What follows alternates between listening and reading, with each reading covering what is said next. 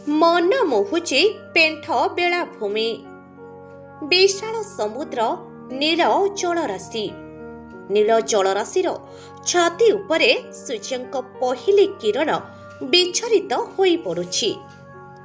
प्रकृतिर एही अपरूप सौंदर्य को टिके मन भरी उपभोग करिबा पई पर्यटक माने धाई आसुछंती पेंठ बेलाभूमि को।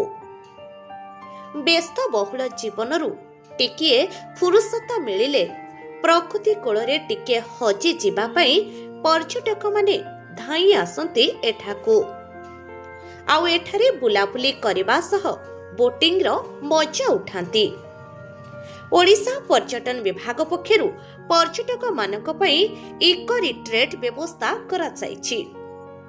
400 टंका टिकेट काटी समुद्रर गभीर जलराशि रे स्पीड बोटिंग रो मजा उठाई थांती। आउ किए विस्तीर्ण बेलाभूमिर नरम बाली उपरे ड्राइविंग करबाकू पसंद करि थांती। भितरकनिका बुलिबा सह एठाकू आसी मन भरी मजा उठाइबाकू भूली न थांती। प्रेम ऋतु चालुथिबारु एठारे प्रेमी जुगलଙ୍କ ଭିଡ଼ ଦେଖିବାକୁ ମିଳୁଛି। दैनिक शह शह पर्यटक एठारे ଭିଡ଼ जमाई थांती।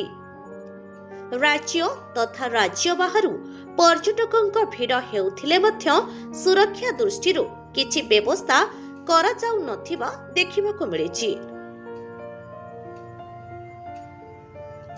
Bureau report Nexus Odisha news.